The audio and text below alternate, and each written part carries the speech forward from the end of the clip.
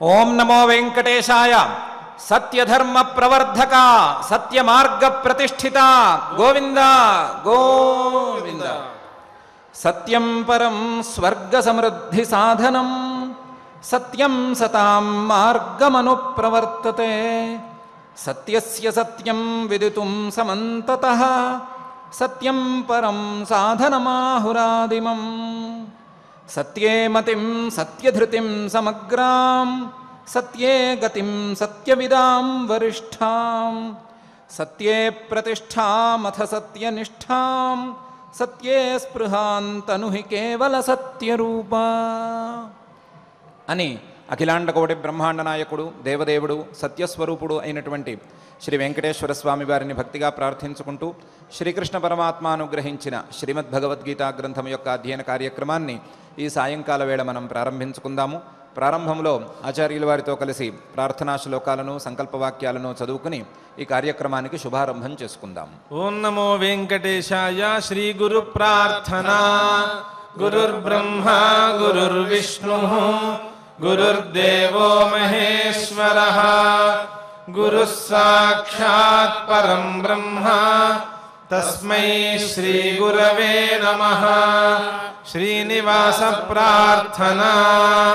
సునాసాపుటం సుందరభ్రూలలాటం కిరీటోచితా కుంచిత స్నిగ్ధకేశం స్ఫురత్పుండరీకాభిరామాయతాక్షం సముత్ఫుల్లరత్నప్రసూనావతంసం. అథ సంకల్పః. శ్రీమద్ ఆదివరాహక్షేత్రే విరాజమానస్య అఖిలాండకోటి బ్రహ్మాండనాయకస్య శ్రీపద్మావతీ జానేః భగవతః శ్రీవేంకటేశ్వర స్వామినః దివ్యసన్నిధౌ భగవతః శ్రీకృష్ణ పరమాత్మనః అనుగ్రహేణ అస్మాకం సర్వేషాం శారీరస్య మానసస్య చ బలస్య సిద్ధ్యర్థం సమస్తానాం అసాధ్యవ్యాధీనాం నివారణార్థం సర్వయజ్ఞ ఫలప్రాప్త్యర్థం సర్వాసాం సంపదాం ప్రాప్త్యర్థం విద్యార్థినాం బుద్ధిశక్తి వృద్ధి ద్వారా పరీక్షాసు ఉత్తీర్ణతా సిద్ధ్యర్థం అధికారిణాం స్వస్వవిధి నిర్వహణ కౌశల సిద్ధ్యర్థం సమస్త పాపక్షయార్థం శ్రీ పరమేశ్వర ప్రీత్యర్థం యథాశక్తి శ్రీమద్భగవద్గీతాయాః షోడశాధ్యాయాంతర్గత శ్లోకపారాయణం కరిష్యామహే. శ్రీగీతా ప్రార్థనా.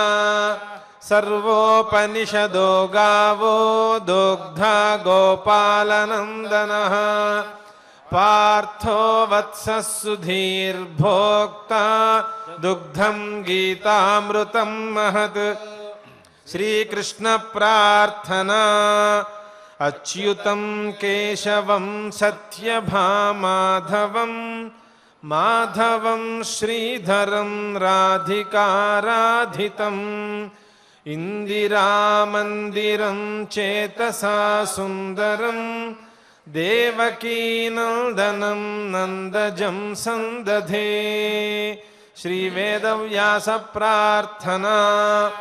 మతిబలాదినిరీక్ష్య కలౌ నృణాం లఘుతరం కృపయా నిగమాంబుధేః సమకరోదిహ భాగమనేకధా శృతిపతిం గురువ్యాసమహం భజే. శ్రీ గురుభ్యో నమః. ఒక పిల్లవాడు పెళ్లి చూపులకు వెళ్ళాడు. పెళ్లి చూపులకేమీ ఒంటరిగా వెళ్ళలేదు. అతనితో పాటు కొంతమంది బంధువులు కూడా వెళ్ళారు. కొంచెం పెద్దవాళ్ళు, వయసులో పెద్దవాళ్ళు, తల్లిదండ్రులు అందరూ కూడా వెళ్ళారు. ఆడపిల్ల తరపున కూడా చాలామందే ఉన్నారు. పెళ్లి చూపులు నడుస్తున్నాయి. పెళ్లి చూపుల్లో భాగంగా పిల్లవాడిని ఆడపెళ్ళి వారు లేదా ఆ ఆడపిల్ల తరపు బంధువులు ఇంటర్వ్యూ చేస్తున్నారు.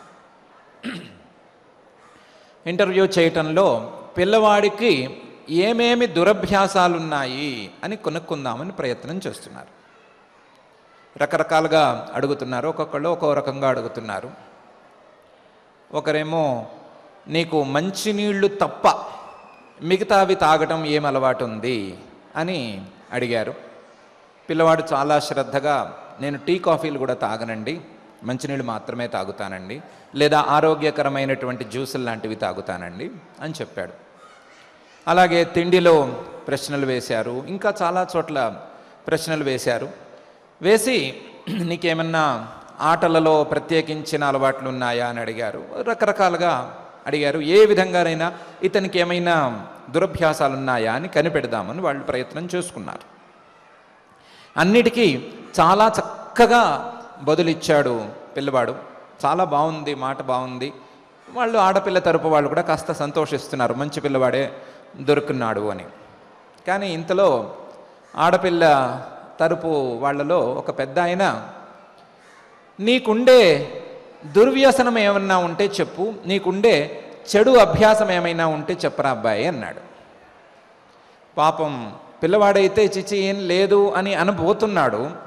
ఈ లోపలే పిల్లవాడితో వచ్చినటువంటి ఒక అమాయకపు పెద్దవాడు లేదా అమాయకపు వృద్ధుడు ఒక ఆయన, మా వాడికి అబద్ధాలు చెప్పడం ఒక్కటే దురభ్యాసం అండి అని చెప్పాడు. అదొక్కటే దుర్వ్యసనం అండి, ఇంకేం లేదు అని చెప్పాడు. ఇక మీద ఈ మాట విన్న తరువాత ఈ పెళ్లి సంబంధం నిలుస్తుందా అనేది ఒక ప్రశ్న. ఈ మాట విన్న తరువాత ఆ పిల్లవాడి వాక్యాలకు, ఆ పిల్లవాడు చెప్పినటువంటి మంచి సమాధానాలకు విలువ ఉందా అనేది ఒక పెద్ద ప్రశ్న.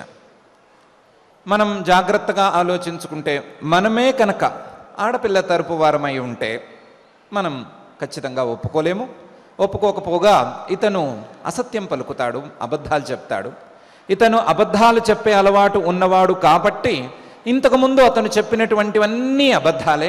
అతనికి అన్ని వ్యసనాలు ఉన్నాయి.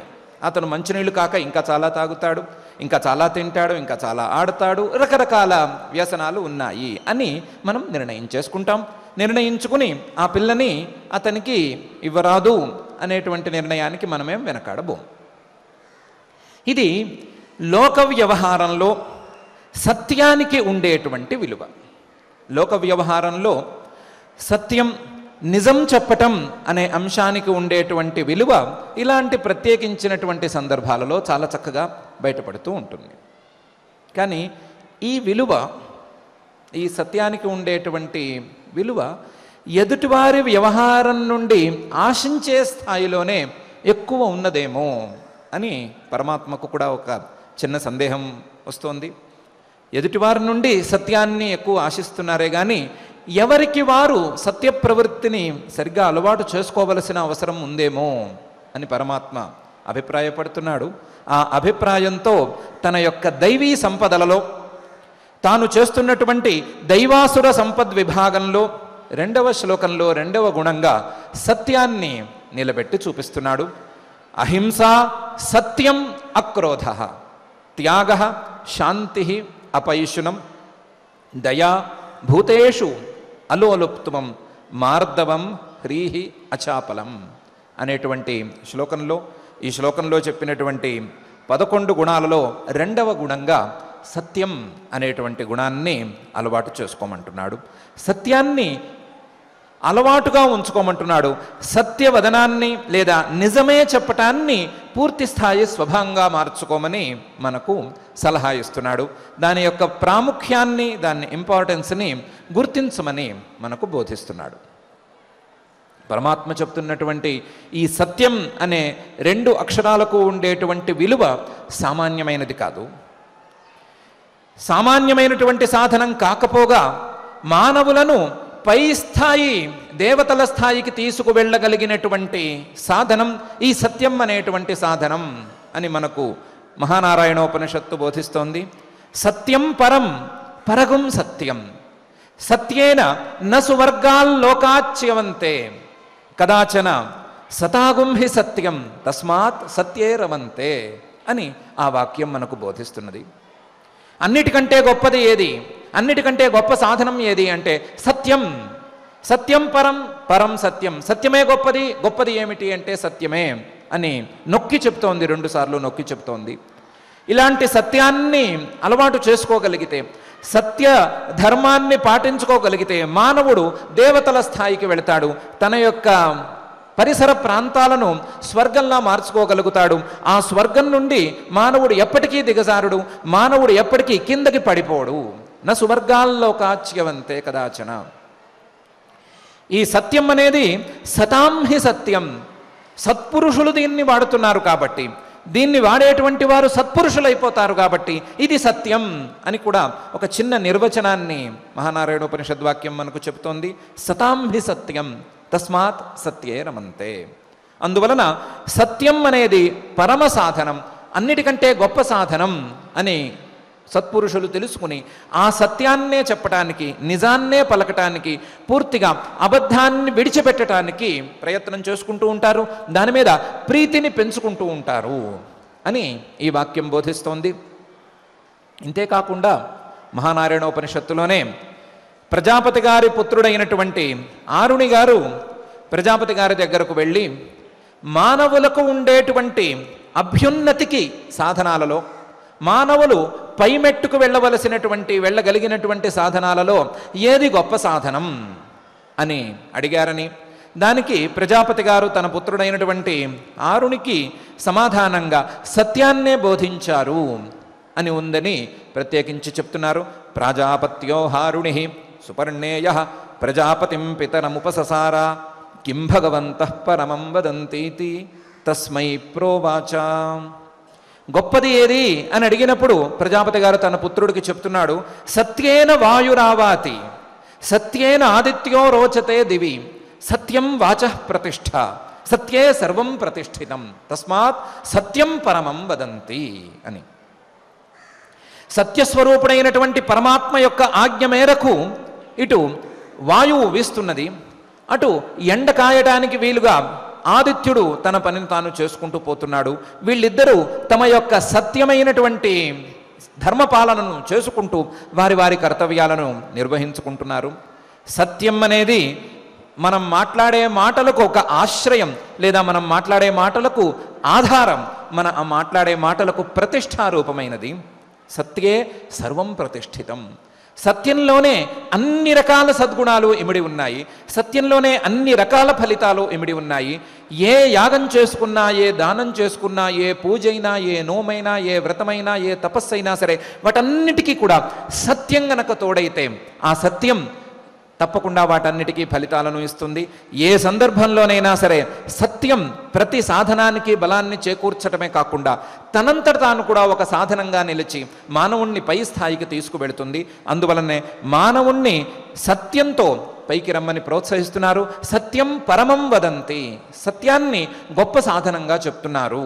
చాలామంది మహానుభావులు చెప్తున్నారు, నేను మాత్రమే కాదు చాలామంది మహానుభావులు చెప్తున్నారు అని ప్రజాపతి గారు తన కుమారుడికి బోధించారు అనే విషయాన్ని కూడా ఈ మహానారాయణోపనిషద్వాక్యం మనకు చెప్తోంది. సత్యే సర్వం ప్రతిష్ఠితం, సత్యంలోనే అన్ని రకాల సాధనాలు ఇమిడి ఉన్నాయి అని ప్రజాపతి గారు అంటున్నారు. ఉపనిషద్వాక్యం చెప్తోంది.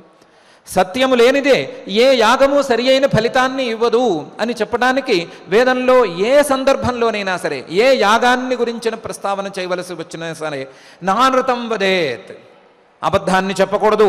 ఈ యాగాన్ని పూర్తి చేయటానికి, ఈ క్రతువుని సమాప్తం చేసుకోవడానికి అబద్ధాలను చెప్పి ఇలా పూర్తి చేయవద్దు, లేదా అబద్ధాలను చెప్పి ఈ క్రతువు ద్వారా సరి అయిన ఫలితం వస్తుంది అని ఆశించవద్దు అని ప్రతి సందర్భంలోనూ బోధిస్తూనే ఉంది. ప్రతి సందర్భంలోనూ సత్యం లేకుండా యాగాలకు కానీ లేదా మరొక పుణ్యకర్మలకు కానీ ఫలితాన్ని ఆశించవద్దు. పరిపూర్ణమైనటువంటి ఫలితాన్ని సత్యంతో మాత్రమే ఆశించండి అని ప్రత్యేకించి చెబుతోంది. దాన్ని కూడా ఈ వాక్యం మనకు గుర్తు చేస్తోంది. సత్యే సర్వం ప్రతిష్ఠితం. ఏ క్రతువు, ఏ సత్కర్మ, ఏ యాగం, ఏ పూజ, ఏ దానం, ఏ నోము ఫలించాలన్నా దానికి సత్యం అనేది తప్పకుండా తోడవ్వాలి అని చెప్తోంది. ఇంతేకాకుండా మానవుడు తన యొక్క దుర్గుణాలను విడిచిపెట్టుకుని దుర్గుణాలను వదిలించుకుని సద్గుణాలను సాధించుకోవాలన్నా దానికి సరి అయిన మార్గం సత్యమే అని కూడా ఈ వాక్యం మనకు బోధిస్తోంది. సత్యే సర్వం ప్రతిష్ఠితం. సత్యాన్ని గనక తెచ్చుకోగలిగితే, సత్యాన్ని అలవాటుగా మార్చుకోగలిగితే మానవుడికి అన్ని సద్గుణాలే అబ్బుతాయి, దుర్గుణాలన్నీ పూర్తిగా తొలగిపోతాయి అని కూడా వాక్యం సూచన చేస్తోంది. అటువంటి సూచనను దృష్టిలో పెట్టుకుని కూడా పరమాత్మ సత్యం అనేదాన్ని దైవీ సంపదగా మనకు పరిచయం చేస్తున్నాడు. ఏమీ సత్యంతో వచ్చేటువంటి లాభం? సత్యం ఉంటే మిగతావన్నీ ఉంటాయి అని ఎలా నమ్మటం అని ఏమైనా సందేహం ఉందా? ఓ దోపిడీ దొంగ గారి కథ మనం చెప్పుకుందాం. పెద్ద దోపిడీ దొంగ గారు, ఆయనకు లేని అలవాట్లు లేవు, సహజంగానే అన్ని అలవాట్లు ఉన్నాయి. మొదలు దారి కాచి జనాలని కొట్టడం, వాళ్ళు మర్యాదగా ఇస్తే అదేంటి నువ్వు నాకు ముష్టి ఏమన్నా వేస్తున్నావా లేదా బిచ్చం వేస్తున్నావా అని చెప్పి కొట్టడం, మర్యాదగా ఇవ్వకపోతే నేను అడిగినా ఇవ్వవా, నన్ను చూసినా భయపడవా అని కొట్టడం, ఈ రకంగా దారి కాచి అందరినీ కొడుతూ డబ్బు సంపాదించుకోవటం, ఆ సంపాదనతో తనకు ఇష్టమైనటువంటి పనులన్నీ చేయటం, చెడు వ్యసనాలకు పూర్తిగా లోనవ్వటం అనేది అలవాటుగా పెట్టుకున్నాడు. చాలా రోజులు ఈ పని చేస్తూ ఉన్నాడు.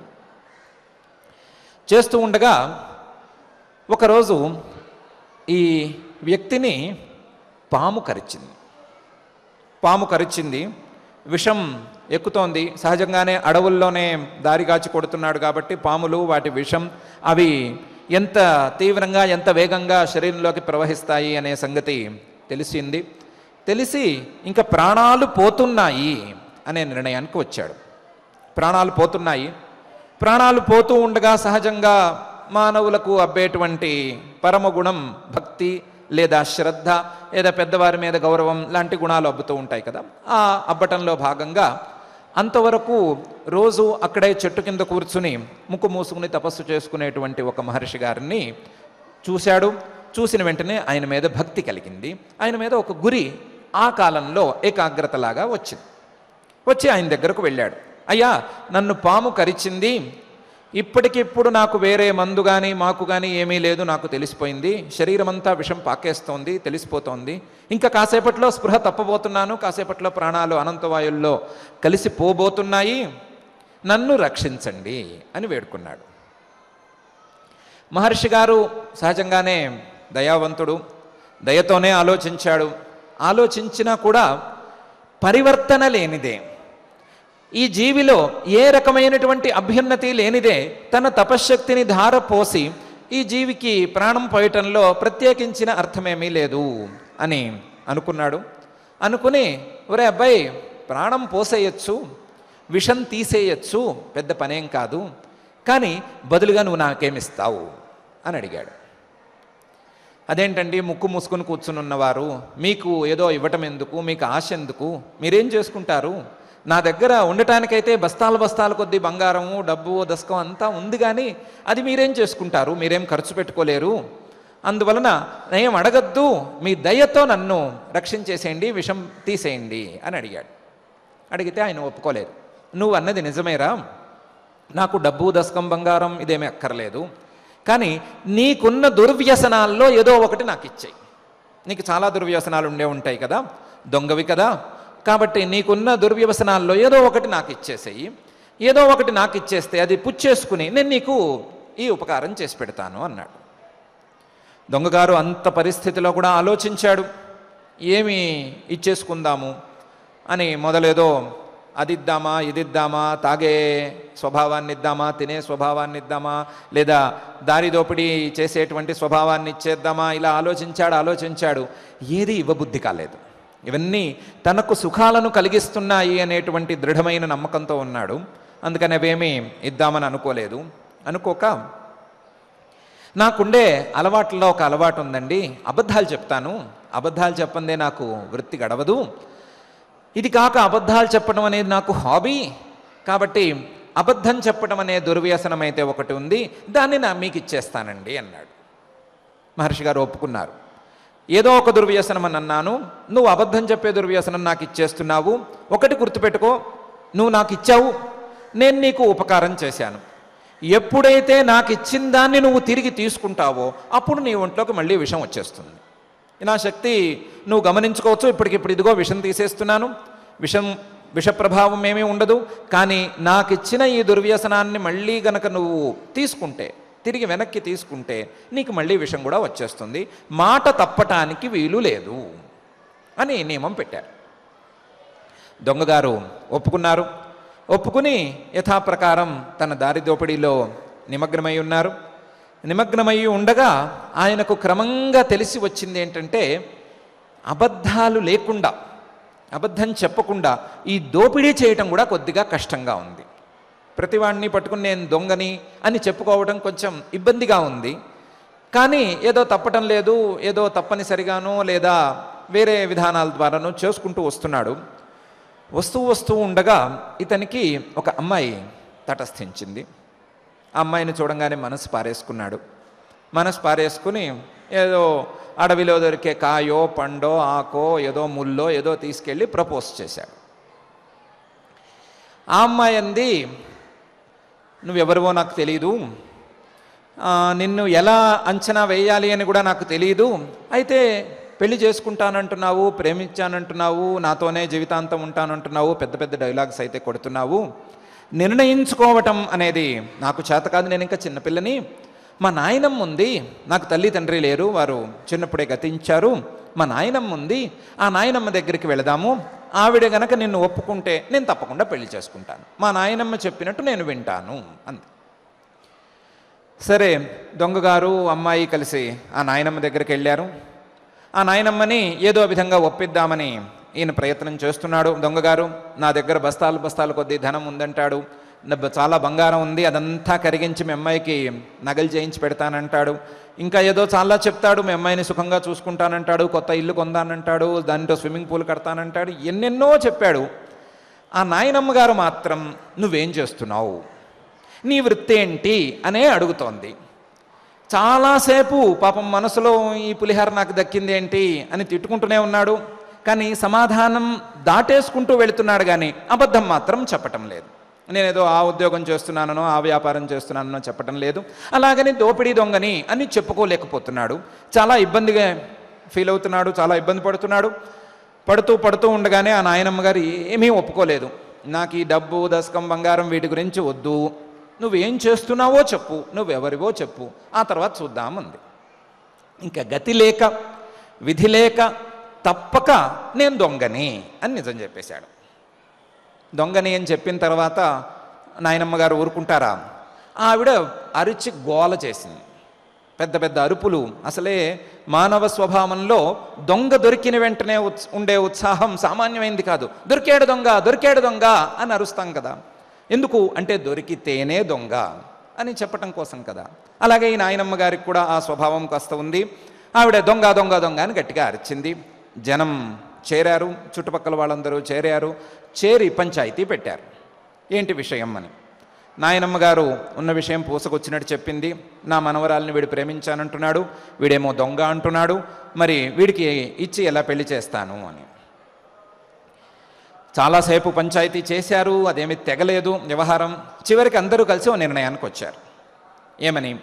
ఈ దొంగ తన వృత్తిని పూర్తిగా విడిచిపెట్టేటట్లు, ఇంతకాలం ఈ దొంగతనంతో సాధించిన డబ్బంతా పేదలకి వీళ్ళకి అవసరం ఉన్న వాళ్ళందరికీ పంచిపెట్టేసేటట్లు, ఇక మీద ఈ దొంగతనం చేయకుండా నిజాయితీగా ఏదో పని చేసుకుంటూ ఉండేటట్లు. ఈ మాట గనక ప్రమాణపూర్తిగా చెప్తే, దీన్ని ఒట్టేసి చెప్తే, దీని మీద కట్టుబడి ఉంటాను అని చెప్తే పెళ్లి చేసేటట్లు అని ఒక తీర్మానం చేశారు. ఆ తీర్మానానికి ఈ ముగ్గురు ఒప్పుకున్నారు. ఆశ్చర్యంగా నాయనమ్మ గారు కూడా ఒప్పుకున్నారు. ఆడపిల్ల అయితే ఒప్పుకుంది, ఈ దొంగకి వేరే గతి లేదు. నాయనమ్మ గారు కూడా ఈ నిర్ణయానికి ఒప్పుకుంది. ఈయన కూడా దొంగగారు కూడా దానికి కట్టుబడి తన దగ్గర ఉండేటువంటి దొంగతనంతో సంపాదించిన డబ్బంతా అందరికీ ఇచ్చేశాడు, బంగారం పంచేశాడు. పంచి దొంగతనం మానేశాడు. ఆ తోటి దొంగలందరికీ బాయ్ చెప్పేశాడు, వచ్చేసి బాయ్ ఫర్ ఎవర్ చెప్పేశాడు. చెప్పి వచ్చేశాడు, ఊళ్ళోకి వచ్చేశాడు. ఊళ్ళోకి వచ్చిన తర్వాత నాకేమైనా పని ఇవ్వండి అంటాడు. నాకేమైనా పని చెప్పండి, నేను పొట్టపోసుకుంటాను అని ఊళ్ళో వాళ్ళతో అంటాడు. ఊళ్ళో వాళ్ళు పాపం పంచాయతీలో తీర్మానం అయితే చేశారు, కానీ చూస్తూ చూస్తూ ఇంత దోపిడీ దొంగకి ఉద్యోగం ఇవ్వటానికో లేదా నమ్మి పని చెప్పటానికో ఇంట్లోకి రానివ్వటానికో ఎవరికి మనస్కరించటం లేదు, ఎవరికి అంత ఉత్సాహమూ లేదు. అందుకని వారు ఏవో కారణాలు చెప్పి తప్పించుకుంటున్నారు. దొంగని రిఫార్మ్ చేయటం అనేది చిన్న విషయమేమీ కాదు, మనం రిస్క్ తీసుకోగలిగింది కాదు అని కదా అందరూ అనుకుంటారు. సరే, దొంగగారు ఇక్కడేమీ దొరకటం లేదు, మనం పక్క ఊరికి వెళ్ళిపోదాము అని అన్నాడు భార్యతో. భార్య ఒప్పుకుంది. ఆశ్చర్యంగా నాయనమ్మ గారు కూడా ఒప్పుకుంది. ఆవిడ కూడా నేను నీతో పాటు వస్తానంది. ఈ దొంగ పక్క ఊరికి మకాం మార్చాడు. పక్క ఊరికి మకాం మారిచి, నేను పక్క ఊరి నుంచి వచ్చానండి, నాకు ఆ ఊళ్ళో ఏ పని దొరకలేదు, ఈ ఊళ్ళో ఏమైనా పని ఇస్తే పని చేసుకుంటాను, ఈ ఊళ్ళో ఉండిపోతాను అని అన్నాడు. పక్క ఊరి వారు కూడా సహజంగా ఏమన్నారు, నువ్వు ఆ ఊళ్ళో పని ఏం చేశావు, అసలు నీ వృత్తి ఏంటి, ఇంతవరకు నీకుండే ఎక్స్పీరియన్స్ ఏంటి, ఏ పని చేయగలవు, ఏ పని వచ్చు, ఇలాంటి ప్రశ్నలు వేస్తున్నారు. ఆ ప్రశ్నలకి సమాధానం చెప్పలేకపోతున్నాడు. చెప్పలేక మళ్ళీ ఈ ఊరు నుంచి ఇంకో ఊరుకు మార్చాడు. ఆ ఊళ్ళోకి వెళ్ళంగానే వాళ్ళు ఇవే ప్రశ్నలు వేశారు. సరే, ఈసారి ప్లాన్ మార్చి నేను మాట్లాడను, నువ్వు మాట్లాడు అని భార్యని తోశాడు. ఆ భార్య ఏవో మాటలు చెప్తోంది, కానీ వాళ్ళేమీ తృప్తి పడలేదు. నువ్వు ఇలా మాట్లాడకమ్మా, ఆడదానివి, నువ్వు మాట్లాడితే మేము జాగ్రత్తగానే వింటాం, కానీ అతను ఉన్నాడు కదా, అతన్ని మాట్లాడమను అని అంటున్నారు. మాట్లాడక తప్పటం లేదు, నిజం చెప్పేందుకు ఆస్కారం లేదు. సరే, ఇబ్బందితో ఇలాగే ఒక ఊరు నుండి ఇంకో ఊరు, ఇంకో ఊరు నుండి ఇంకో ఊరు మారుస్తూనే ఉన్నారు. ఎక్కడ సరిగ్గా సెటిల్ అవ్వటం లేదు. ఈ ఊళ్ళు మారటం లేదా పొట్టకూటి కోసం ఇలా సంచారం చేస్తూ ఉండవలసి రావటం, ఈ హడావిడిలో ఈ దొంగగారికి ఇంతకాలం చాలా అలవాటుగా ఉండేటువంటి తాగుడు లేదా ఇతర వ్యసనాలు, వీటన్నిటికీ డబ్బులు లేకపోయినాయి. ఉన్న డబ్బులేమో బీదాబెక్కికి పనిచేశాడు. కొత్తగా డబ్బులు రావటానికేమో ఎవరు ఉద్యోగం ఇవ్వటం లేదు. ఒకవేళ ఉద్యోగం ఇచ్చినా అటువైపు భార్యను పోషించుకోవాలి, ముసలమ్మ గారిని కూడా పోషించుకోవలసినటువంటి బాధ్యత పెరిగిపోతుంది. ఏదో నగ నట్రో ఏదో చేసుకోవాలి, బాధ్యతలేమో పెరిగిపోతూ ఉన్నాయి, కానీ చేతిలో డబ్బులు సరిగ్గా ఆడటం లేదు. ఆ డబ్బులు ఆడటం కోసం తాను అబద్ధాలు చెప్పలేడు, అబద్ధాలు చెప్పలేకపోవడం వల్ల డబ్బులు పుట్టడం లేదు, డబ్బులు లేక వ్యసనాలకు ఆస్కారం లేకుండా పోయింది. క్రమంగా ఈ దొంగ తన వ్యసనాలను వదిలించుకోలేక తప్పని పరిస్థితి వచ్చేసింది. వదిలించుకొని తీరాలి, వదిలించుకోక వేరే దారి లేదు. ఎక్కడికి వెళ్ళినా సరే డబ్బులు లేనిదే పని జరగదు. చెడు వ్యసనాల చోట డబ్బులు లేనిదే ఏ పని జరగదు. అప్పు మీద వారేమీ దయ చూపించరు. కాబట్టి ఇతని దొంగ పూర్తిగా వ్యసనాలన్నీ వదులుచుకుని ఇలా ఊళ్ళకు ఊళ్ళు తిరిగి ఎక్కడో ఒక చోట ఇలాంటి ప్రశ్నలేమీ వేయని మహానుభావులు ఉండే ఒక ఊళ్ళో కష్టపడి సెటిల్ అయ్యాడు. చిన్న ఉద్యోగం ఏదో తెచ్చుకుని జాగ్రత్తగా ఇటు భార్యని అటు భార్య గారి నాయనమ్మని ఇద్దరిని జాగ్రత్తగా చూసుకున్నాడు. ఆ భార్యకి ఏం నగ పెట్టాడు, ఏం చీరలు కొన్నాడైతే తెలియదు, కానీ ఆ భార్య పొట్ట మాత్రం ఖాళీగా ఉండకుండా, కడుపు ఖాళీగా ఉంచకుండా జాగ్రత్తగా కాపాడుకుంటూ వచ్చాడు. ఈ దృష్టాంతం, ఈ కథ మనకేమి చెప్తోంది అంటే, అబద్ధంతో మొదలైనటువంటి దుర్వ్యసనాలు, అబద్ధంతో ప్రారంభం చేసుకున్నటువంటి చెడు అలవాట్లు అన్నీ కూడా అబద్ధాన్ని విడిచిపెట్టిన వెంటనే, అబద్ధాన్ని మనం కాదు అనుకున్న వెంటనే అబద్ధంతో పాటుగానే వెళ్ళిపోతాయి. నిజం అనేది అలవాటైన వెంటనే, నిజం అనేది అలవాటుగా మారిన వెంటనే దాంతోపాటు మంచి అలవాట్లు కూడా మనకు తెలియకుండానే సాగిపోతాయి. ఇంతవరకు బరువు బాధ్యత, భార్యను జాగ్రత్తగా చూసుకోవటం, ఆడపిల్లని జాగ్రత్తగా చూసుకోవటం లాంటి నిర్ణయాలు ఏమీ లేవు కదా. ఈరోజు కొత్తగా వచ్చిన ఈ దొంగకి అది దేని మహిమ వలన వచ్చినాయి అంటే, సత్యం మహిమ వలనే వచ్చినాయి అని ఈ దృష్టాంతం మనకు చక్కగా చెప్తోంది. ఇలాంటి లౌకికమైనటువంటి అంశాలను, అలాగే శాస్త్రీయమైనటువంటి వాక్యాలను అన్నిటినీ కలిపి ఈ వాక్యం మనకు సత్యే సర్వం ప్రతిష్ఠితం అని చెప్తోంది. సత్యే సర్వం ప్రతిష్ఠితం తస్మాత్ సత్యం పరమం వదంతి అని చెప్తోంది. సత్యే సర్వం ప్రతిష్ఠితం అనేది చాలా చిన్న మాటగా ఛాందోగ్యోపనిషత్తు అభిప్రాయపడుతోంది. ముండకోపనిషత్తులో సత్యమేవ జయతే నా అనృతం, సత్యమేవ జయతే నా అనృతం, సత్యేన పంథాః వితతో దేవయానః. ఏ నాక్రమన్ కిర్షయో హ్యాప్తకామాహ ఎత్ర తత్సత్యస్య పరమం నిధానం అనేటువంటి మంత్రంలో సత్యానికి మాత్రమే గెలుపు సత్యానిది మాత్రమే, సత్యం మాత్రమే గెలుస్తుంది. నా అనృతం ఎప్పటికీ ఏ సందర్భంలోనూ అబద్ధం గెలవదు. సత్యమేవ జయతే నా అనృతం. సత్యేన పంథా వితతో దేవయానః. సత్యం అనేటువంటి సాధనంతో ప్రతి మానవుడు దైవత్వాన్ని, దేవతల యొక్క స్థితిని పొందటానికి మార్గం విస్తారంగా పెరిగి ఉంటుంది. సత్యేన పంథాః వితతో దేవయానః.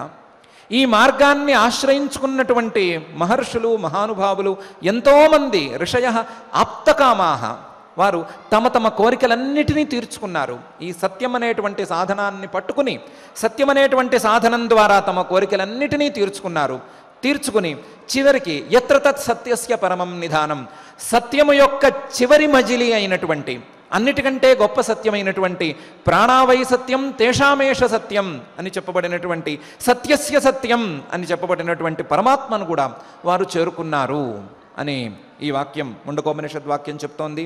దాన్ని కూడా దృష్టిలో పెట్టుకుని సత్యే సర్వం ప్రతిష్ఠితం అనే వాక్యం ఆ పరమాత్మతత్వం, ఇటు లౌకికమైనటువంటి ప్రయోజనాలు, ఆ లౌకికమైనటువంటి ప్రయోజనాల కంటే ఉన్నతమైనటువంటి దైవికమైనటువంటి ప్రయోజనాలు, ఇవన్నీ కూడా సత్యం ద్వారా సమకూరుతాయి అని మనకు బోధిస్తున్నది. సత్యం ద్వారా, సత్యవదనం ద్వారా, నిరంతరం నిజాన్నే పలకటం ద్వారా, నిజాన్ని అలవాటు చేసుకోవటం ద్వారా, నిజాన్ని భావన చేయటం ద్వారా, సత్యం యొక్క భావన ద్వారా పరమాత్మను చేరుకోవచ్చు, తన యొక్క కష్టాలన్నిటినీ తగ్గించుకోవచ్చు అనే విషయాన్ని ఛాందోగ్యోపనిషత్తులోని అతి చిన్న దృష్టాంతం మనకు బోధిస్తూ ఉంది. ఆ బోధన ప్రకారం అందులో కూడా ఆశ్చర్యంగా ఒక దొంగగారే ఉన్నారు. దొంగని పట్టుకున్నారు.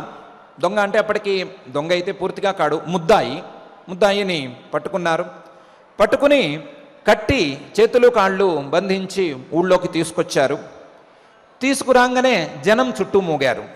ఎందుకు ఇతన్ని కట్టారు, ఎందుకు ఇతన్ని బంధించి తీసుకొచ్చారు అని అందరూ అడిగారు. కిమకారషీత్ అని అడిగారు. ఏం చేశాడు ఇతను అని అడిగారు. అపహార్షీత్ స్థేయమకారషీత్ అని సమాధానం చెప్పారు రాజభటులు. ఇతను దొంగతనం చేశాడు, దొంగతనం చేసి పరుల సొమ్మును అపహరించాడు, అందువలన కట్టి తీసుకొచ్చాము అని అన్నారు. అంటే సహజంగానే ఈ కట్లు ఉండేటువంటి మహానుభావుడు లేదా ముద్దాయి నేను చేయలేదండి అని తన స్వభావం ప్రకారం సహజంగా అందరూ చేసేటువంటి ప్రతిస్పందననే చూపించాడు. నేనేం చేయలేదండి అన్నాడు. అటు రాజభటులేమో దొంగతనం చేశాడంటున్నారు, ఇటువైపు ఏమో ఇతను నేను దొంగతనం చేయలేదంటున్నాడు. ఏం చేయాలి అని ఎవరికి పాలుపోలేదు. సాక్ష్యాలు ఏమేమి సరిగ్గా అందటం లేదు. అందకపోవటం వలన ఒక పాతకాలపు నియమం ప్రకారం నువ్వు సత్యప్రతిజ్ఞ చెయ్యి అని అతన్ని నుంచోపెట్టారు. సత్యప్రతిజ్ఞ చేయటం అంటే గొడ్డలి లాంటి లేదా ఏదో ఒక ఇనుప వస్తువును కాల్చి తీసుకొచ్చి పెడతారు. అది ఎర్రగా ఉంటుంది, కాలి అగ్ని రూపంలో ఉంటుంది. దాని మీద చెయ్యి వేసి నేను దొంగతనం చేయలేదు, నేనే గనక దొంగతనం చేసి ఉంటే ఈ అగ్ని నన్ను దహించుగాక అని ప్రతిజ్ఞ చేయాలి. అలా పరశు పరీక్షని చేయండి అని ఒక నిర్ణయం చేశారు అందరూ కలిసి. పరశుమస్మై తపత అని అన్నారు. సరే, ఆ తప్త పరశువుని తీసుకొచ్చారు. ఆ ఇనుప పదార్థాన్ని బాగా వేడిగా ఉండి ఎర్రగా ఉండి భగభగా మండుతున్నటువంటి వేడిలో ఉండేటువంటి కొలిమిలోంచి తీసుకొచ్చిన ఇనుప ముద్దను తీసుకొచ్చారు. తీసుకొచ్చి నీ చెయ్యి ఇక్కడ పెట్టు అన్నారు. ఏం జరుగుతుంది అని మనకు కూడా కాస్త టెన్షన్గా ఉంది. ఏం జరగబోతుంది అని ఉపనిషద్వాక్యం మనకు చెప్తోంది. ఒకవేళ గనక అతను దొంగతనం చేసి ఉంటే, దొంగతనం చేసి నేను దొంగతనం చేయలేదు, నేనే గనక దొంగతనం చేసి ఉంటే ఈ పరశువు నన్ను దహించుగాక అని గనక చేయి పెడితే చేయి కాలుతుంది. దొంగతనం చేయకపోతే, దొంగతనం చేయకుండా నేనే గనక దొంగతనం చేసి ఉంటే, నేను దొంగతనం చేయలేదు, దొంగతనం గనక చేసి ఉంటే నా చేయి కాలుగాక అని ప్రతిజ్ఞ చేస్తే కాలదు. మొదటివాడికి కాలుతుంది, రెండో వాడికి కాలదు. ఎందుకు కాలుతుంది, ఎందుకు కాలదు అనంటే దానికి ఛాందోగ్యోపనిషత్తు చెప్తోంది. మొదటివాడు అనృతాభిసంధ, రెండవ వాడు సత్యాభిసంధ. మొదటివాడికి చేతికి ఆ పరశువుకి మధ్య సత్యం అనేటువంటి అంతరం లేదు, సత్యం అనేటువంటి అడ్డుగోడ లేదు. సత్యం అనేటువంటి అడ్డుగోడ లేకపోవటం వలన, అబద్ధపు అడ్డుగోడ ఉండటం వలన అతని చేయి కాలుతోంది. రెండవ వాడికి చేతికి ఆ కాలిన వస్తువుకి మధ్యలో సత్యం అనేటువంటి అడ్డుగోడ లాంటి పదార్థం ఉంది. మామూలుగా మనం వేడిగా ఉండే వస్తువులను ముట్టుకున్నప్పుడు, ఒక బట్టతోనో పటకారతోనో ముట్టుకున్నప్పుడు మనకు వేడి ఎలాగైతే అంటదో, అలా కాకుండా మన చేతికి ఆ వస్తువుకి మధ్యలో గనక వ్యవధానం లేకపోతే మన చేయి ఎలాగైతే కాలుతుందో అలాగే ఈ సందర్భంలో కూడా కాలుతోంది. మొదటి వాడికి సత్యమైనటువంటి వస్తువు అడ్డం లేదు, రెండవ వాడికి సత్యమైనటువంటి వస్తువు అడ్డం ఉంది కాబట్టి ఇతనికి కాలటం లేదు కాబట్టి ఇతనికి కాలుతోంది. అబద్ధపు మధ్యాన్ని పెట్టుకుంటే, అబద్ధపు పటకారాన్ని కానీ లేదా అబద్ధపు వస్త్రాన్ని కానీ పెట్టుకుంటే ఎలాగైతే చేయి కాలుతుందో అలాగే ఇతనికి చేయి కాలుతోంది. కాలినందువలన ఇతను శిక్షకు గురవుతున్నాడు. కాలకపోవటం వలన ఇతన్ని అయ్యా పొరపాటున మిమ్మల్ని బంధించి తెచ్చాము, మమ్మల్ని క్షమించండి అని విడిచిపెట్టేస్తున్నారు. ఇటు విడిచిపెట్టడానికి లేదా మోక్షానికి సత్యం అనేది కారణమవుతోంది, ఇటు బంధనానికి లేదా శిక్షకు, కష్టాలకు, దుఃఖాలకు, వీటన్నిటికీ అనృతం అంటే అబద్ధం కారణమవుతోంది. ఇలా అబద్ధాన్ని ఆశ్రయించుకున్నవాడు కష్టాల పాలవుతున్నాడు, నిజాన్ని ఆశ్రయించుకున్నవాడు సుఖంగా ఉంటున్నాడు, తన కష్టాల నుండి బయటపడుతున్నాడు అని ఈ చిన్న సందర్భం బోధిస్తోంది. ఈ సందర్భాన్ని ఇంకా కూడా ముందుకు తీసుకువెళ్ళవలసిన అవసరం ఉంది. ఆ ఉపనిషద్ వాక్యం తీసుకుని కూడా వెళ్ళింది. అబద్ధం అంటే ఏమిటి, నిజం అంటే ఏమిటి అనే పరీక్ష కూడా చేసుకోవాలి. అబద్ధం అంటే ఏదో ఒక దశలో ఏదో ఒక మార్పుకి గురి అవ్వటం లేదా మార్పుకి గురి అయ్యేటువంటి సమాధానం. అబద్ధం అనేది ఏదో ఒక దశలో ఎక్కడో ఒక చోట చిన్న మార్పుకి గురి అవుతుంది. ఆ మార్పు మనకు కొన్ని సందర్భాలలో తెలుస్తుంది, కొన్ని సందర్భాలలో తెలియదు. కానీ నిజమైనటువంటి సమాధానానికి, నిజమైనటువంటి వస్తువుకు ఏ సందర్భంలోనూ మార్పు రాదు. ఎన్ని ప్రశ్నలు వేసుకున్నా సరే దానికి మార్పు రాదు. మాయావి తాను ప్రదర్శించేటువంటి మాయలను మనం చూస్తున్నాము. ఇంద్రజాల ప్రదర్శనలో ఎన్నో చూస్తున్నాము. ఇది మామిడి పండు అని కనిపిస్తోంది. మామిడి పండే బాగానే ఉంది. మామిడి పండు నిజమైనదా కాదా అని ఎలా నిర్ణయించాలి మనం? అంటే కనిపిస్తోంది, మనం చూస్తున్నాము అన్నంత మాత్రాన దాన్ని నిజం అని ఒప్పేసుకోవాలా, లేకపోతే పై స్థాయి పరీక్ష అయినా చేసుకోవాలా? పై స్థాయి పరీక్ష చేసుకోవాలంటే ఏ రకంగా చేసుకోవాలి అని ఒక ఆలోచన అయితే మనకు తప్పకుండా ఉంటుంది కదా. ఏ రకంగా పరీక్ష చేసుకోవాలి అంటే, మామిడి పండు సరే, దీనికి చెట్టు ఎక్కడుంది, ఈ చెట్టు ఏ భూమిని ఆశ్రయించుకుని పెరిగింది, ఎవరు ఎరువేశారు, ఎవరు పండించారు, ఎవరు దీన్ని జాగ్రత్తగా చూసుకున్నారు, ఈ కాలం ఏంటి, ఈ కాలంలో ఈ రకమైనటువంటి పండు రావటానికి ఆస్కారం ఉందా లేదా అని రకరకాల ప్రశ్నలు వేసుకుంటాం కదా. వేసుకున్నప్పుడు ఇందులో ఏ ప్రశ్నకైనా సరిగ్గా సమాధానం రాకపోతే ఇది సరి అయిన పండు కాదు, ఇది కేవలం పండు అని మనకు కనిపిస్తున్నదే అని నిర్ణయం తీసుకుంటాం కదా. అలా కాకుండా మనకు ఉండే ప్రశ్నలన్నిటికీ సరి అయిన సమాధానం లేదా మార్పు లేని సమాధానం వస్తూ ఉంటే, ఒకే రకమైనటువంటి సమాధానం వస్తూ ఉంటే ఆ వస్తువును లేదా ఆ సమాధానాన్ని నిజం అని నమ్ముతాం కదా. ఇదే సత్య అసత్య పరీక్షను ఈ ప్రపంచానికి, పరమాత్మకు కూడా చేసుకోవాలి. ఈ ప్రపంచాన్ని మనం చూస్తున్నాం లేదా అనుభవిస్తున్నాం, రకరకాలుగా ఈ ప్రపంచాన్ని మనమే వాడుకుంటున్నాం లేదా వ్యవహారంలో ఉంచుకుంటున్నాము. ఈ ప్రపంచం ద్వారా మనకు అయితే కష్టాలైతే కలుగుతూ ఉన్నాయి, ఎన్నో కష్టాలు, ఎన్నో దుఃఖాలు కలుగుతూనే ఉన్నాయి. కొన్నిసార్లు ఆ కష్టాలు కనిపిస్తున్నాయి లేదా తెలుస్తున్నాయి, కొన్నిసార్లు తెలియటం లేదు.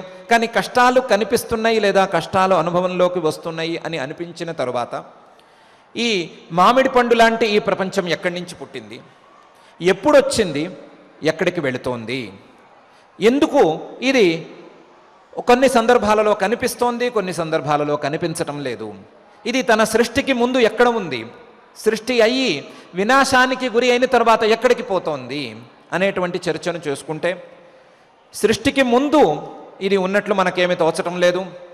సృష్టి కాలంలో కాసేపేదో కనిపిస్తూ ఉన్నది, ఈ వ్యవహార కాలంలో కొద్దిగా కనిపిస్తూ ఉన్నది, మళ్ళీ వినాశానికి గురి అయిన తరువాత మళ్ళీ కనిపించటం లేదు. అంటే ఒకప్పుడు ఉంటోంది, ఒకప్పుడు ఉండటం లేదు. కాబట్టి దీన్ని 3 కాలాలలోనూ భూత వర్తమాన భవిష్యత్ కాలాల్లో 3 కాలాలలోనూ ఒకే సమాధానాన్ని తెచ్చిపెట్టేటువంటి వస్తువుగా మనం నిర్ణయించుకోలేము. ఒకే సమాధానాన్ని ఈ ప్రశ్నలకు మనం పొందలేము. సృష్టికి ముందు ఈ ప్రపంచం ఎక్కడుంది అంటే ఈ ప్రపంచం కనిపిస్తోంది అనే సమాధానం అయితే చెప్పలేము. వినాశం తరువాత ఈ ప్రపంచం ఎక్కడికి పోయింది అంటే కనిపిస్తోంది కదా అనే సమాధానం చెప్పలేము. ఏదో పరమాత్మ రూపంలో ఉంది లేదా త్రిగుణాత్మకమైనటువంటి మాయా ప్రకృతి రూపంలో ఉన్నది అని వేరువేరు సమాధానాలను చెప్పుకోవాలే కానీ ఒకే సమాధానాన్ని మనం రాబట్టలేకపోతున్నాం. కాబట్టి దీన్ని పరిపూర్ణమైనటువంటి సత్యంగా విశ్వసించటం అనేది సాధ్యం కానే కాదు. పరిపూర్ణమైనటువంటి సత్యంగా విశ్వసించటం సాధ్యం కాదు కాబట్టి, పరిపూర్ణమైన సత్యం కాదు కాబట్టి దీని ద్వారా కష్టాలు వస్తున్నాయి. పరిపూర్ణమైనటువంటి సత్యాన్ని దీనికి మనం అడ్డుగోడుగా ఉంచుకోలేకపోతున్నాము అని నిర్ణయించుకోవాలి. 3 కాలాలలోనూ 3 సందర్భాలలోనూ ఎక్కడ ఉంది, ఎలా ఉంది అనేటువంటి ప్రశ్నలకు పరమాత్మతత్వానికి మాత్రం ఒకే సమాధానం మనకు లభిస్తోంది. చైతన్య స్వరూపంలో లేదా శాశ్వతమైనటువంటి ఆనంద స్వరూపంలో భూత వర్తమాన భవిష్యత్ కాలాల్లో పరమాత్మ తన స్వరూపాన్ని కోల్పోకుండానే ఉన్నాడు అని కానీ పరమాత్మతత్వానికి ఏ విధమైనటువంటి మార్పు లేదని మనకు ఉపనిషద్వాక్యాల ద్వారాను లేదా మనం చేసుకోగలిగేటువంటి చిన్న చిన్న పరీక్షల ద్వారా కానీ తెలుస్తూ ఉన్నది. ఆ తెలిసినటువంటి తత్వాన్ని, తెలిసినటువంటి సత్యాన్ని అంగీకరించుకుని పరమాత్మతత్వాన్ని సత్యంగాను ఇతర పదార్థాలను దానికంటే తక్కువ స్థాయి సత్యాలుగాను అంగీకరించుకోవాలి. కనిపించే ప్రతి వస్తువును అబద్ధం అని అంగీకరించటం అనేది సాధ్యమయ్యే పని కాదు. కానీ అంతకుమించి తక్కువ స్థాయి అని మాత్రం అంగీకరించవలసి ఉంటుంది. కాబట్టి తక్కువ స్థాయి సత్యం లేదా నిజమైన శాశ్వతమైన త్రికాలాబాధ్యమైనటువంటి సత్యం అనేటువంటి వ్యవస్థను అర్థం చేసుకోవాలి. ఆ అర్థం చేసుకుని దానికి తగినట్లుగా నిజమైనటువంటి సత్యం కానటువంటి ఈ ప్రపంచం ద్వారా కష్టాలను మనం కొని తెచ్చుకుంటున్నామని, ఈ సృష్టిలో ఉండేటువంటి వస్తువుల ద్వారా మనకు కష్టాలు కలుగుతూ ఉన్నాయని, అదే గనక సత్యమైన నిజమైన త్రికాలాలలోనూ ఏ రకమైనటువంటి మార్పు లేని పరమాత్మతత్వాన్ని గనక పట్టుకోగలిగితే, ఆ పరమాత్మతత్వాన్ని అడ్డు పెట్టుకోగలిగితే మనకు ఏ రకమైనటువంటి బాధలు కలగవని అర్థం చేసుకోవాలి అనే విషయం ఆ వాక్యం మనకు బోధిస్తోంది. బోధించి ఈ పరమాత్మతత్వాన్ని సత్యంగా అర్థం చేసుకోమని మనకు బోధిస్తూ ఉన్నది. ఆ తత్వాన్ని, ఆ సత్యాన్ని అర్థం చేసుకుంటే దానికి ఫలితంగా ఈ కష్టాల నుండి బయటపడటం అనేదాన్ని సాధించుకోవచ్చు అని బోధిస్తోంది. వాటన్నిటిని కూడా దృష్టిలో పెట్టుకుని సత్యం ద్వారా సత్యస్వరూపమైనటువంటి పరమాత్మను అందుకునేటువంటి ప్రయత్నం మానవులు చేసి తీరాలి అనే అభిప్రాయాన్ని పరమాత్మ తన సత్యం అనేటువంటి దైవీ సంపదను ప్రకటించటంతో మనకు బోధిస్తున్నాడు. బోధిస్తూ ఈ సత్యాన్ని అలవాటు చేసుకోమంటున్నాడు. ఏ సందర్భంలోనైనా సరే సత్యాన్ని నిజంగానే అలవాటు చేసుకోమంటున్నాడు. సత్యం కాక ఇతర సాధనాలను, సత్యం కాని మార్గాలను, సత్యానికి దగ్గరకు తీసుకురానటువంటి ఉపాయాలను ఏమాత్రం ప్రోత్సహించుకోవద్దని అంటున్నాడు. సత్యాన్ని ఎవరికి వారు ప్రవృత్తిగా సత్య ప్రవృత్తిని పెంచుకుంటూ అలవాటు చేసుకోవాలి అని పరమాత్మ అభిప్రాయపడుతున్నాడు. ఆ అభిప్రాయంతో సత్యం అనేటువంటి దైవీ సంపదను మనకు పరిచయం చేస్తున్నాడు. ఈ సత్యం అనేటువంటి విషయానికి ఎంతమంది మహాత్ముల ఉదాహరణ ఉంది అని మనం లెక్క కూడా పెట్టలేము. విశ్వామిత్రుడు కావచ్చు, హరిశ్చంద్రుడు కావచ్చు, లేదా శూనశ్శేపుడు కావచ్చు, ఎంతోమంది మహానుభావులు ఈ సత్యాన్ని ఆశ్రయించుకుని ఈ సత్య బలంతో తమ తమ సాధనా స్థాయిలను పెంచుకుంటూ పై స్థాయిలకు ఎగబాకారు అని మనకు చాలా దృష్టాంతాలే కనిపిస్తూ ఉన్నాయి. కాకపోతే మనకే సత్యం మీద కాస్తంత విశ్వాసం తక్కువేమో అని ఒప్పుకోవాలి. సత్యము, నిజము, నిజాయితీ వీటన్నిటి మీద మనకు గౌరవం కాస్తంత తక్కువ ఉందేమో అనే అభిప్రాయాన్ని లేదా ఆ రకమైనటువంటి సందేహాన్ని మనం తప్పకుండా కలగాలి. సత్యాన్ని గౌరవించే, నిజాయితీని ప్రోత్సహించే, సత్యాన్నే నిరంతరం చెప్పే వ్యక్తులను గౌరవించే, నిజాయితీగా ఉండేటువంటి అధికారులను, వ్యాపారులను, ఇతరులను లేదా ఇంట్లో ఉండేవారిని అందరినీ కూడా చాలా చక్కగా గౌరవంగా చూసుకునేటువంటి స్వభావం మనలో పెరగడంతో పాటు మనలో కూడా నిజం చెప్పేటువంటి ధైర్యం, నిజం చెప్పేటువంటి అలవాటు, నిజాన్ని గొప్పగా భావించేటువంటి అలవాటు, సత్యనిష్ఠ, సత్యసంధత, సత్యపరాయణత, సత్య సన్మార్గనిష్ఠ, సత్యప్రతిష్ఠ ఇవన్నీ కూడా కలగాలి అని పరమాత్మ అభిప్రాయపడుతున్నాడు. ఆ అభిప్రాయంతో సత్యం అనే సంపదను నొక్కి తన దైవీ సంపదలలో మనకు చెప్తున్నాడు. మనం పరమాత్మ చెప్తున్నటువంటి ఇతర సాధనాలనైతే అంగీకరించేశాము, లేదా వాటిని ఎంతో కొంత సాధించుకోవాలి అనే నిర్ణయం అయితే తీసుకున్నాము. కానీ ఈ సత్యం విషయంలో మాత్రం, ఈ సత్యం అనేటువంటి సాధనాన్ని మాత్రం ఎంత బలంగా పట్టుకోగలిగితే, ఎంత దృఢంగా ఈ సాధనాన్ని మనం అలవర్చుకోగలిగితే అంత తొందరగా, అంత ఆకస్మికంగా కానీ, అంత వేగంగా కానీ ఇతర సాధనాలన్నీ వాటంతట అవే సమకూరుతాయని, ఇతర దైవీ సంపదలన్నీ కూడా వాటంతట అవే పరిగెత్తుకుంటూ వలచి వస్తాయి అనే విషయాన్ని మనం చక్కగా అర్థం చేసుకుందాం. పరమాత్మ చెప్పినటువంటి ఈ సత్యాన్ని ఆశ్రయించుకునే ప్రయత్నం చేద్దాం. సత్యాన్ని ఆశ్రయించుకునే ప్రయత్నం చేద్దామనే చిన్న మాటను విడిచిపెట్టి సత్యనిష్టను సాధించేటువంటి ప్రయత్నం చేద్దాం. సత్యసంధులమవటానికి నిరంతర ప్రయత్నం చేద్దాం.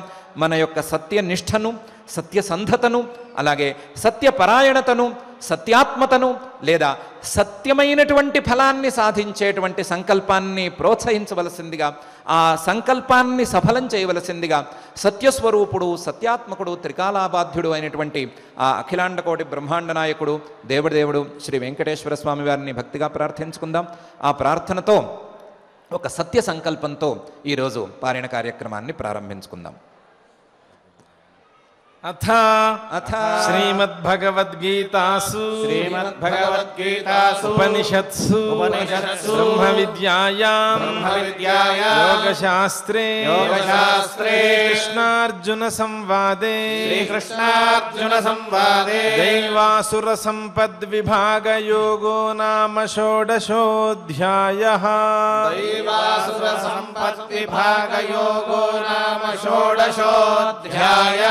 శ్రీభగవానువాచ అభయం సత్వసంశుద్ధిః జ్ఞానయోగవ్యవస్థితిః దానం దమశ్చ యజ్ఞశ్చ స్వాధ్యాయస్తప ఆర్జవం అహింసా సత్యమక్రోధః త్యాగః శాంతిరపైశునం దయా భూతేష్వలోలుప్త్వం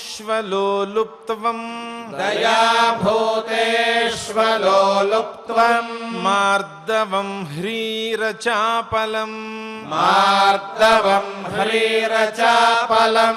తేజః క్షమా ధృతిః శౌచం అద్రోహో నాతిమానితా భవంతి సంపదం దైవీం అభిజాతస్య భారత దంభో దర్పోభిమానశ్చ క్రోధః పారుష్యమేవ చ అజ్ఞానం చాభిజాతస్య పార్థ సంపదమాసురీం దైవీ సంపద్విమోక్షాయ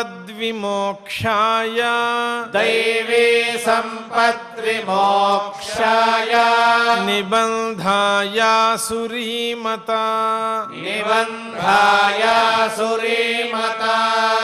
మా శుచః సంపదం దైవీం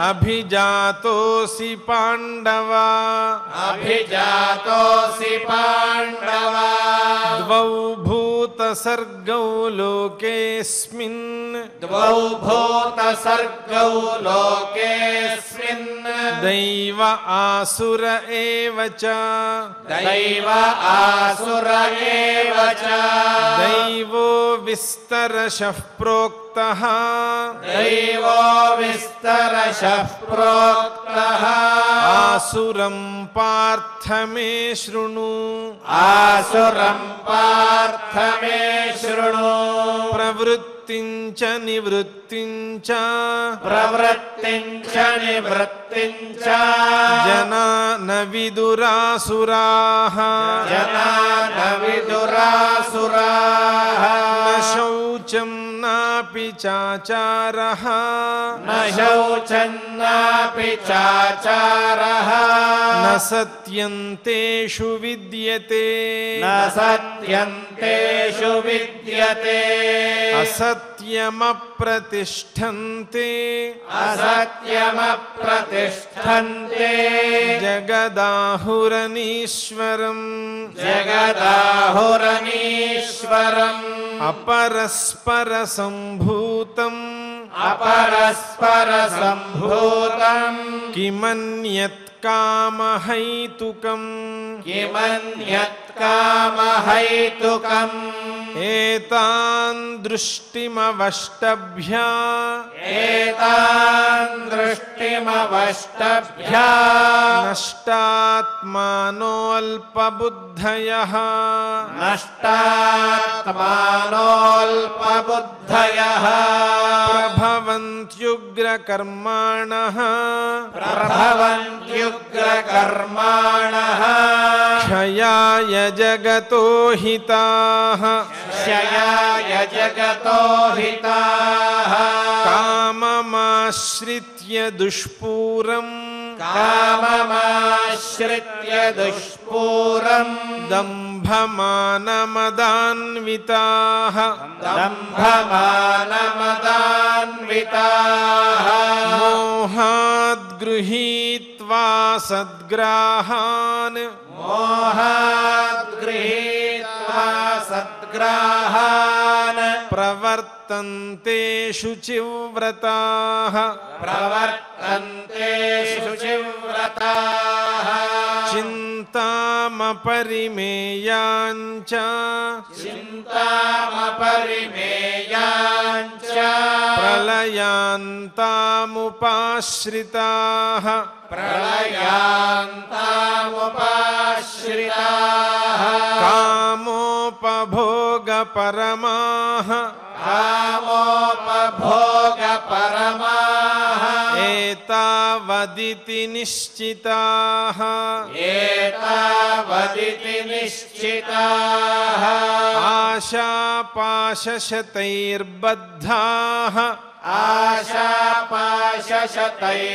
ఆశాపాశశతైర్బద్ధాః కామక్రోధపరాయణాః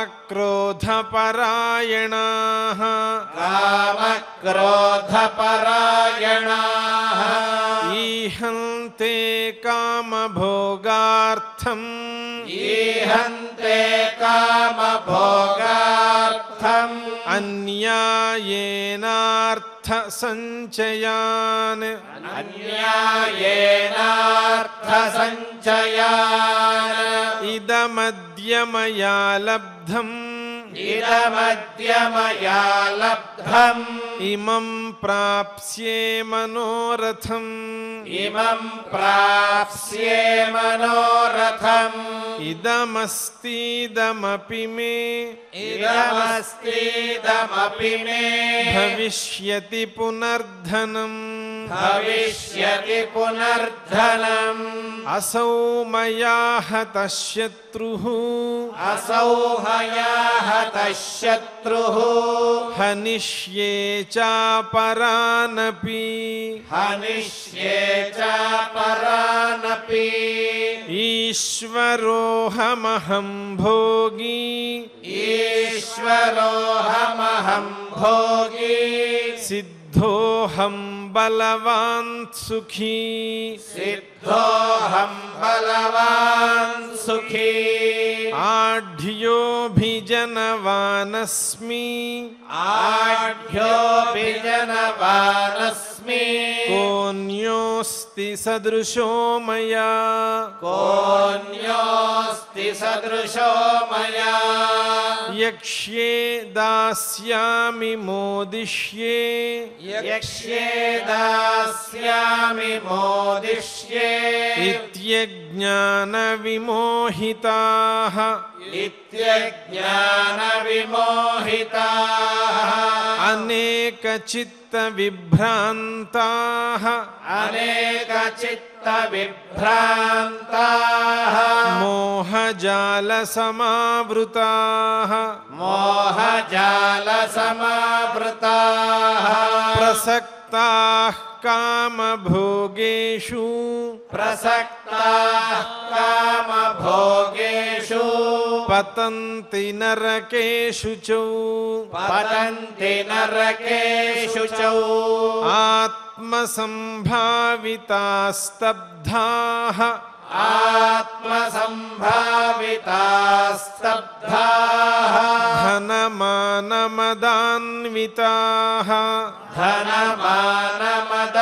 धनमानमदान्विताः यजन्ते नाम यज्ञैस्ते यजन्ते नाम यज्ञैस्ते दम्भेनाविधिपूर्वकम् दम्भेनाविधिपूर्वकम् अहङ्कारं बलं दर्पम् अहङ्कारं बलं दर्पम् कामं क्रोधं च संश्रिताः कामं क्रोधं च संश्रिताः मामात्मपरदेहेषु मामात्मपरदेहेषु प्रद्विषन्तोऽभ्यसूयकाः प्रद्विषन्तोऽभ्यसूयकाः तानहं द्विषतः क्रूरान्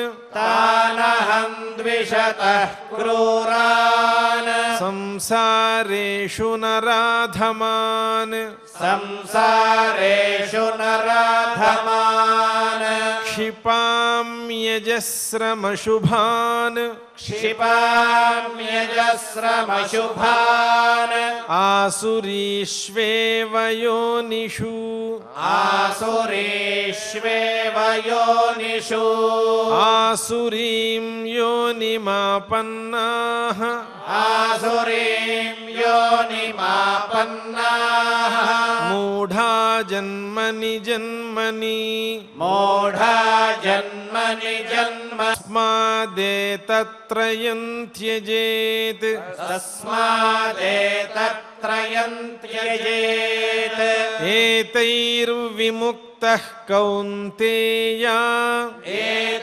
एतैर्विमुक्तः कौन्तेय तमोद्वारैस्त्रिभिर्नरः तमोद्वारैस्त्रिभिर्नरः आचरत्यात्मनः श्रेयः आचरत्यात्मनः श्रेयः ततो याति परां गतिम् ततो याति परां गतिम् यशास्त्रविधिमुत्सृज्य यशास्त्रविधिमुत्सृज्य वर्तते कामकारतः वर्तते कामकारतः न स सिद्धिमवाप्नोति न स सिद्धिमवाप्नोति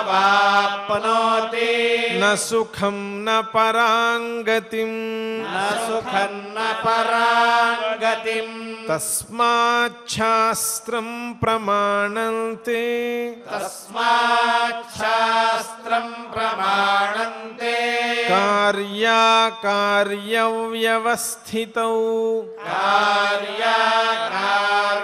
कार्याकार्यव्यवस्थितौ ज्ञात्वा ज्ञात्वा शास्त्रविधानोक्तं ज्ञात्वा शास्त्रविधानोक्तं कर्म कर्तुमिहार्हसि कर्म कर्तुमिहार्हसि इति श्रीमद्भगवद्गीतासु उपनिषत्सु ब्रह्मविद्यायां योगशास्त्रे श्रीकृष्णार्जुनसंवादे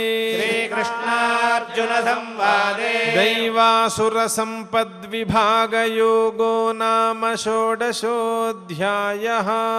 दैवासुरसम्पद्विभागयोगो नाम షోడశోऽధ్యాయః।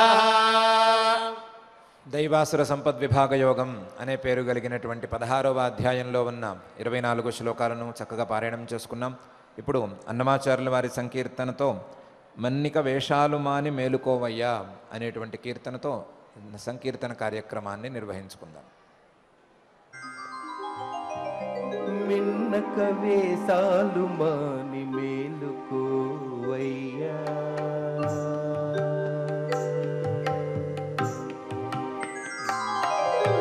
మిన్నక వేసాలు మాని మేలుకోవయ్యా, సన్నలని యోగ నిద్ర చాలు, సన్నలని యోగ నిద్ర చాలు మేలుకోవయ్య, మిన్నక వేసాలు మాని మేలుకో, యోగ నిద్ర చాలు మేలుకోవయ్య, మిన్నక వేసాలు మాని మేలుకోవయ్య. కృష్ణ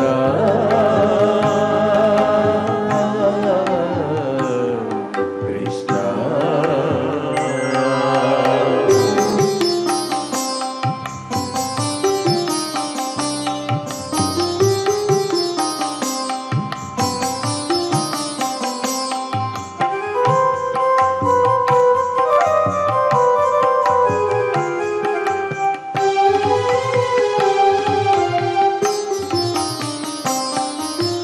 ఆవులు పేయలకు గరచి పిదుకవలి గోవిందుడ ఇంక మేలుకొనవయ్యా,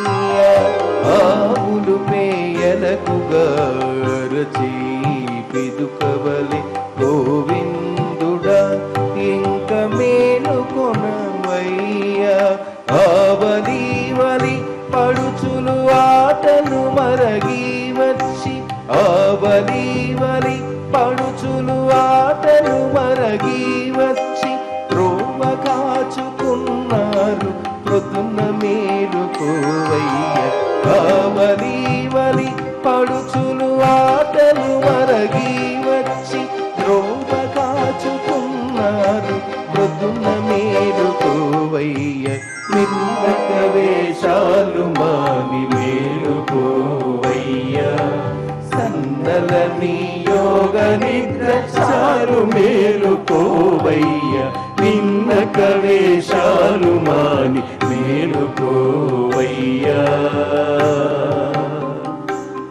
కృష్ణ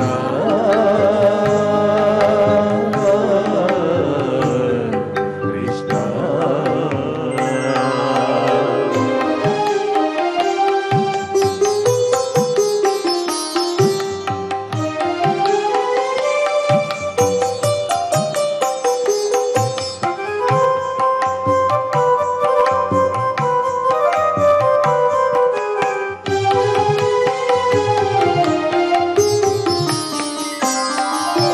పిలచీనంద గోపుడు పేరుగొనియదే కన్ను కొలుకులు విచ్చి ఇంక మేలుకొనవయ్యా,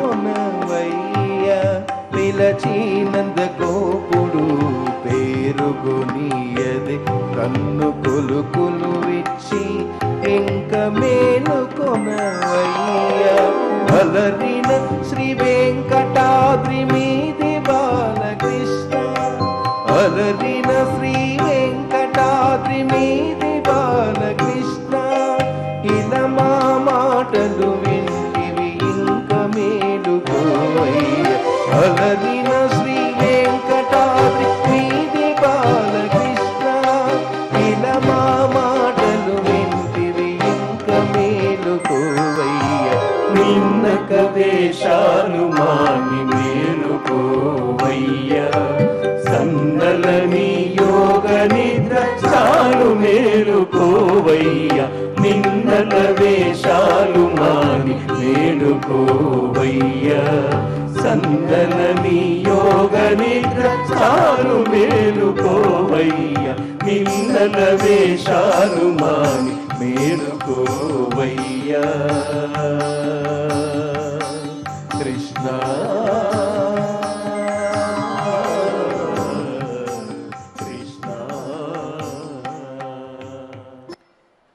సంకీర్తన కార్యక్రమం తరువాత ఆచార్యుల వారితో కలిసి మంగళ శ్లోకాలను చదువుకుని ఈ కార్యక్రమాన్ని మంగళాంతంగా పూర్తి చేసుకుందాం. యత్ర యోగేశ్వరః కృష్ణో యత్ర పార్థో ధనుర్ధరః తత్ర శ్రీర్విజయో భూతిర్ధ్రువా నీతిర్మతిర్మమ అథ క్షమా ప్రార్థనా యదక్షరపదభ్రష్టం మాత్రాహీనం చ యద్భవేత్ తత్సర్వం క్షమ్యతాం దేవ నారాయణ నమోऽस्तु అథ భగవత్సమర్పణం కాయేన వాచా మనసేంద్రియైర్వా బుద్ధ్యాత్మనా వా ప్రకృతే స్వభావాత్ కరోమి యద్యత్ సకలం పరస్మై నారాయణాయేతి సమర్పయామి.